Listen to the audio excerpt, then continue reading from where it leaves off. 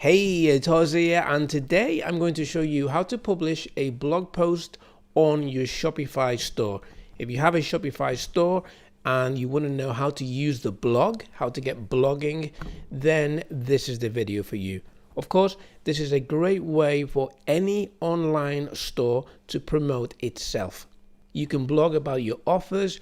You definitely should be blogging about your products.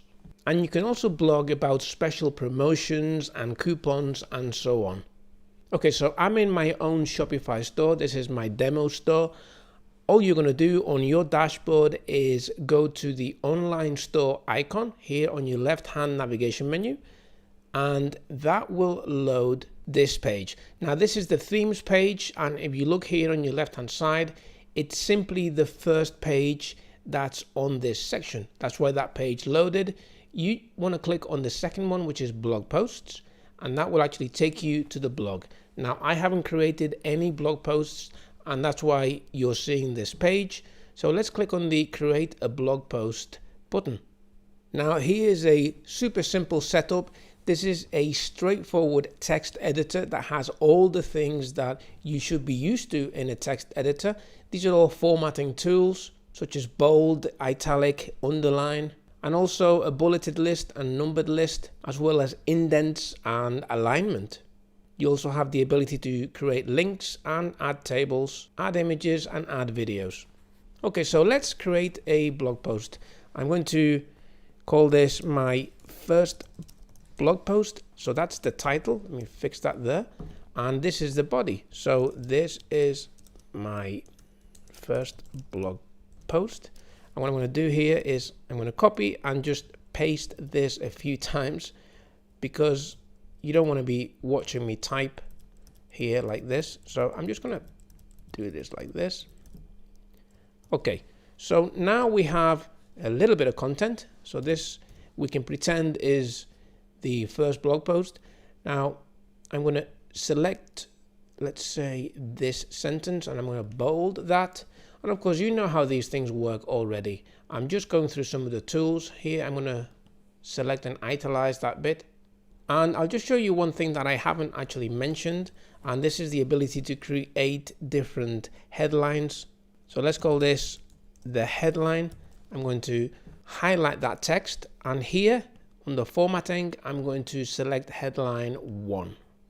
And another thing that you can do that I didn't actually mention is that you can actually change the color of your text, which can come in pretty handy when you want to highlight something that's really important. Now, when it comes to adding an image, just make sure that your cursor is flashing wherever you want the image to go. And then you just click the insert image icon.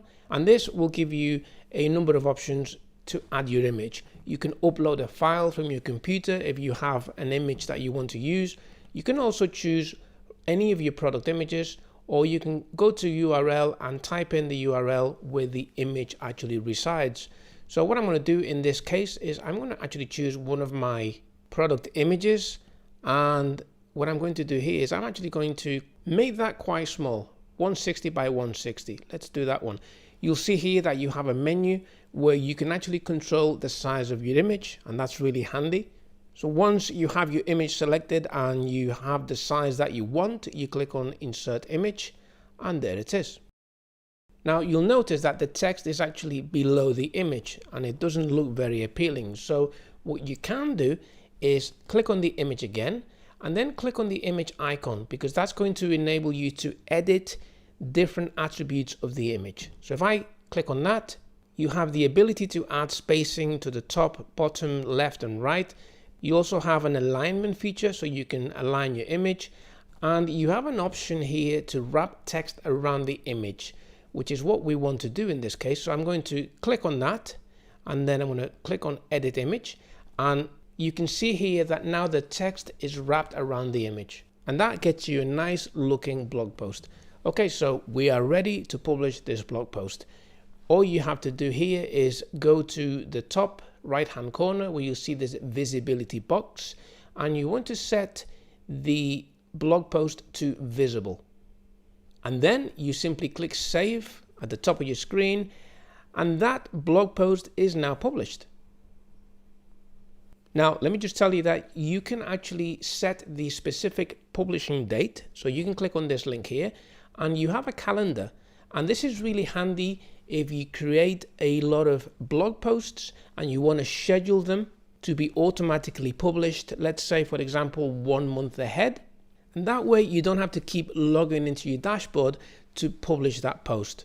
And all you do there is you create all the blog posts and you click save when you're done. And just in case I confused you there, let me just go back one step. You can create as many blog posts as you want and keep them hidden and then just save them, and that will keep them as drafts.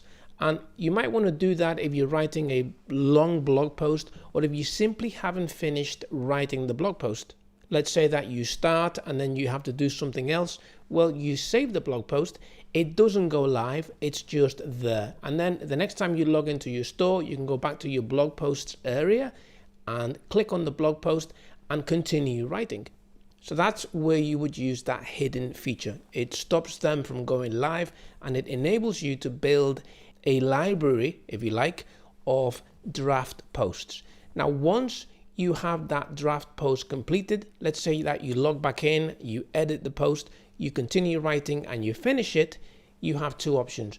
You can publish it right there and then, in which case you just select the visible and then you click on save, or you can select the publish date. In this case, you would still keep the visible option because you want that post to be visible when you publish it. But all you do here is you click on the calendar and you set the date and the time when you want that blog post to go live. Okay, so let's set that back to visible and click on save.